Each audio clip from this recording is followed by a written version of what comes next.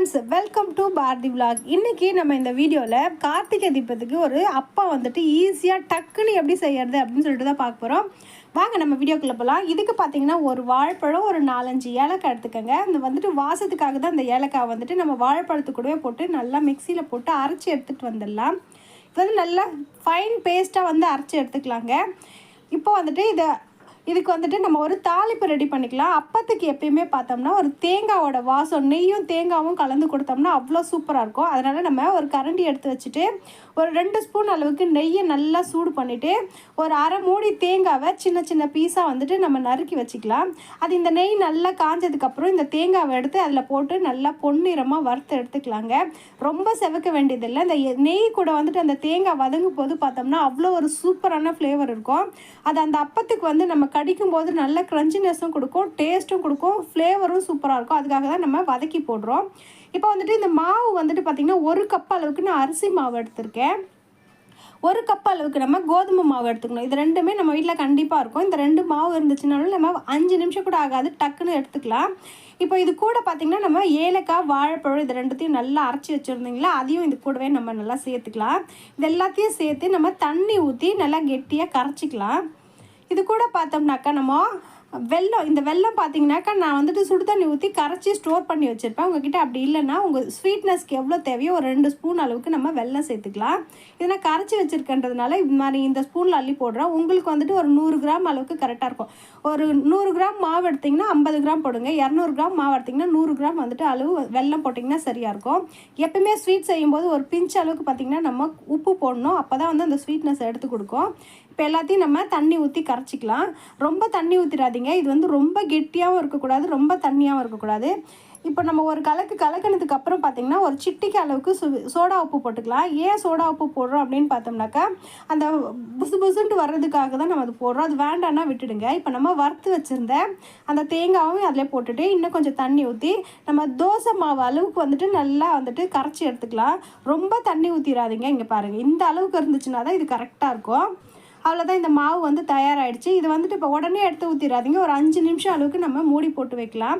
எப்பயுமே சோடா உப்பு போடும்போது ஒரு 5 நிமிஷம் அளவுக்கு அந்த மாவை ரெஸ்ட் விட்டோம்னா அது நல்லா புஃப்னு உப்பி வரும். நம்ம சுட்டு எடுக்கும்போது நல்லா சாஃப்டாக இருக்கும். இது வந்து 2 முறையில் செய்யலாங்க. நான் வந்துட்டு இப்போ ஒரு கடாயில் எண்ணெய் ஊற்றி இதை நல்லா காய வச்சு இந்த எண்ணெயிலே நம்ம பொரிச்சும் அப்பம் எடுத்துக்கலாம். அப்படி இல்லைனாக்கா நம்ம வந்துட்டு ஒரு குழி பணியார கல் வச்சு அதில் வந்து எண்ணெய் ஊற்றி இதில் வந்து நம்ம சின்ன சின்னதாக ஊற்றி எடுத்துக்கலாம்.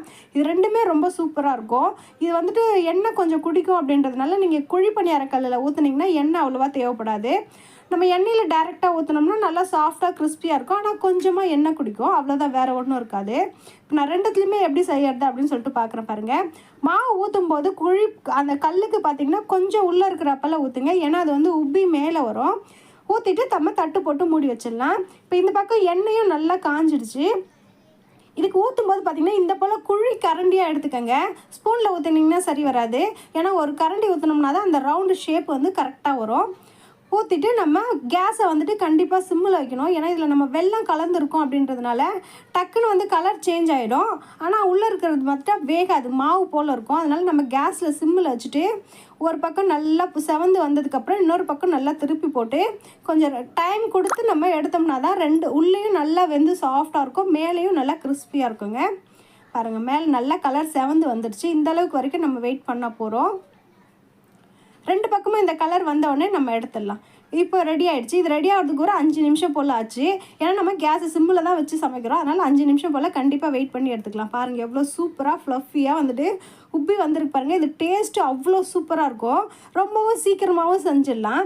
இப்போ நம்ம பணியார கல்லில் இருக்கிறத வந்து உப்பி வந்துருச்சா என்னன்னு செக் பண்ணலாம். எப்பயுமே அந்த எண்ணெய் கடாயில் ஊற்றுறத விட பணியார கல்லில் கொஞ்சம் டைம் எடுக்கும். ஏன்னா நம்ம இதையும் சிம்மில் வச்சு தான் வேக வைக்கணும். ஆனால் இதில் 4-5 ஊற்றுறதுனால நமக்கு டக்குன்னு வந்துட்டு சுட்டு எடுத்துடலாம். அதில் ஒன்று ஊற்றி சுடுறாப்புல இருக்கும். பாருங்கள், இதுவும் வந்துட்டு நல்லா செவந்து வந்தோடனே இன்னொரு பக்கம் திருப்பி போட்டுட்டு இந்த கலர் வந்து அந்த ப்ரௌன் கலர் வந்தோடனே நம்ம எடுத்துக்கலாங்க. அவ்வளோதாங்க, ரொம்பவே ஈஸியாக செஞ்சு முடிச்சிடலாம். நம்ம சூப்பரான கிறிஸ்பியான பணியாரம் வந்துட்டு ரெடி ஆகிடுச்சு.